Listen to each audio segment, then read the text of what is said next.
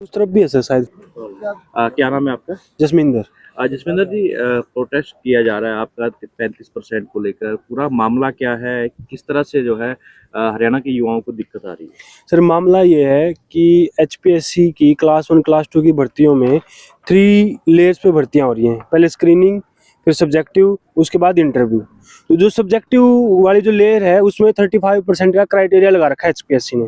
उसको ऐसे हम समझ सकते हैं कि पहले ही 35% की कट ऑफ लगा रखी है कि जो 35% से नीचे होंगे वो सारे फेल, और जो 35% से ऊपर होंगे उसके 2 गुना को इंटरव्यू के लिए बुलाया जाएगा। अब हो कह रहा है कि ये इंटेंशनली बच्चों को फेल कर रहे हैं, मतलब कि जितनी पोस्ट है उतने बच्चे पास भी नहीं हो रहे। जैसे भी एचपीएससी में मेरा सब्जेक्ट इंग्लिश है, इंग्लिश में 613 पोस्ट थी, सब्जेक्टिव में 2 गुना को बुलाना था इंटरव्यू के लिए इनको 1226 को, लेकिन 35% से ऊपर आए सिर्फ 151, और उस 151 में से भी 6 बच्चे इन्होंने इंटरव्यू डीवी में निकाल दिया, तो सिर्फ 145 कैंडिडेट्स को उन्होंने इंटरव्यू के लिए बुलाया है। ये सिर्फ इंग्लिश का है। उसके अलावा इकोनॉमिक्स में 43 सीट्स थी, सिर्फ 24 कैंडिडेट्स 35% ले पाए। डिफेंस में 23 पोस्ट थी, उसमें सिर्फ 5 कैंडिडेट्स 35% ले पाए। फिजिकल एजुकेशन में 126 सीट्स थी, उसमें सिर्फ 89 कैंडिडेट्स 35% ले पाए। ऐसे बहुत सारे सब्जेक्ट्स हैं, और ये सिर्फ असिस्टेंट प्रोफेसर का ही मामला नहीं है। इससे पहले पीजीटी की भर्तियां हुई थी, जैसे पीजीटी फिजिक्स में 410 पोस्ट थी, उसमें सिर्फ 100 बच्चे 35% ले पाए।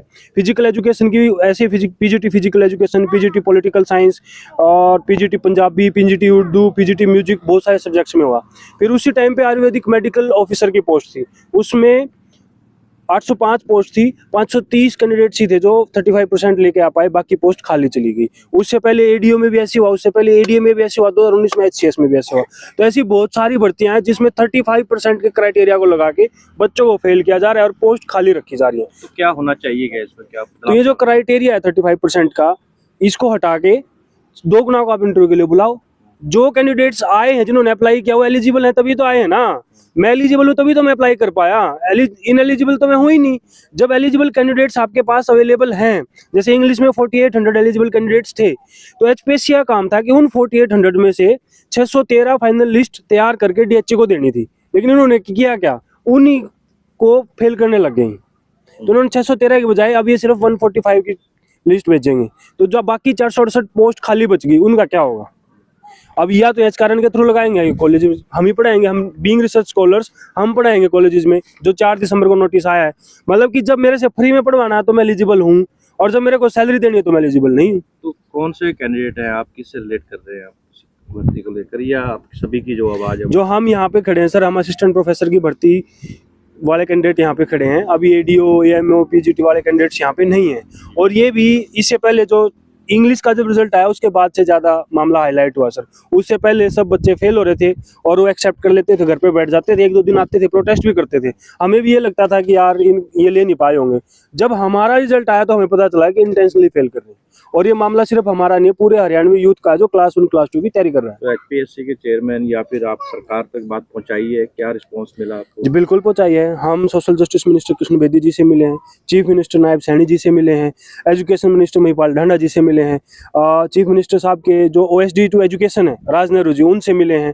सब ने हमें यही बात बोली कि देखेंगे। अब क्या देखेंगे पता नहीं सर। 2 तारीख को हमारा रिजल्ट आया था, 2 दिसंबर को। 3 दिसंबर को हमारा एक डेलीगेट आलोक वर्मा जी से मिला था, जो चेयरमैन है एचपीएससी के। आलोक वर्मा जी ने हमें समझाने की कोशिश की। क्या समझाना चाह रहे हमें वो, कि आप एक्सेप्ट करिए कि आप फेलियर हो, आपकी यूनिवर्सिटीज में आपको लिखना नहीं सिखाया गया, आपको अच्छे से नहीं पढ़ाया गया, आप इस बात को एक्सेप्ट कर लो। इसका मतलब अगर मैं इस बात को एक्सेप्ट कर लूँ, मैंने 2013 में बीए इंग्लिश ऑनर्स में एडमिशन लिया था, अभी 2026 आ गया, मैंने 13 साल अपनी जिंदगी खराब कर दिए, वो मेरे 13 साल वापस कौन देगा। क्या उसके लिए ये हमारी हरियाणा गवर्नमेंट सोचेगी कि जिन बच्चों को हमने पढ़ाया वो एलिजिबल नहीं हो पा रहे हो, 35% नहीं ले पा रहे, तो हमारी जिंदगी का क्या। हम तो इन इंस्टीट्यूट में पढ़ सकते थे ना जो हमारे पास अवेलेबल थे। हम इंग्लैंड तो पढ़ने जा नहीं सकते थे ना, हमारे घर वालों की इतनी ज्यादा हमारी आर्थिक हालत ऐसी थी कि मैं दिल्ली जाके पढ़ पाता। अब हमें फेल कर दिया गया। कब से प्रोटेस्ट कर रहे हैं और आगे क्या रहने वाला है? हम लास्ट मंडे से धरने बैठे हुए हैं सर।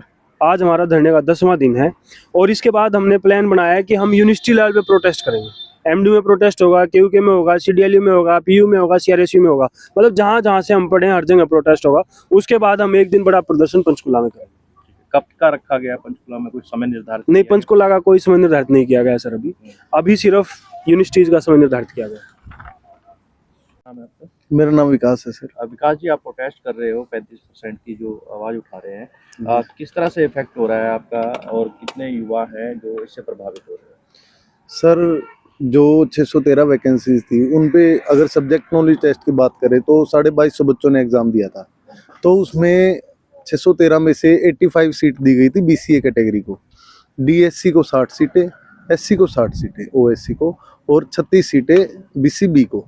तो सर अगर देखा जाए तो जितने भी कैंडिडेट्स थे, जिन जो रिजर्व कैटेगरी में थे जितने भी, सभी क्वालिफाइड है, क्योंकि उनके पास यूजीसी से सर्टिफिकेट है क्वालिफाइड फॉर असिस्टेंट प्रोफेसर, और बच्चों ने पीएचडी भी की हुई है, बहुत सारे गोल्ड मेडलिस्ट भी है।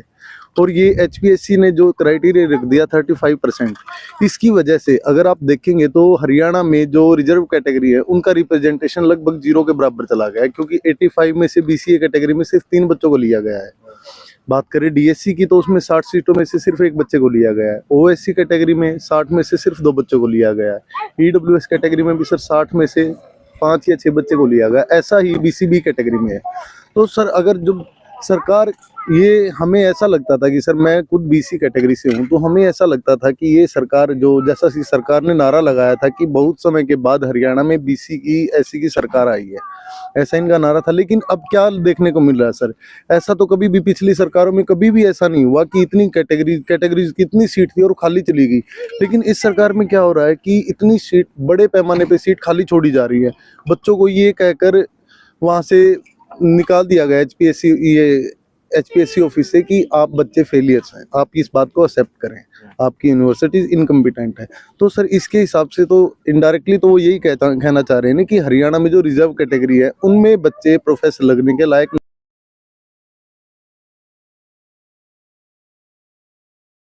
मेरा नाम मोनिका है सर।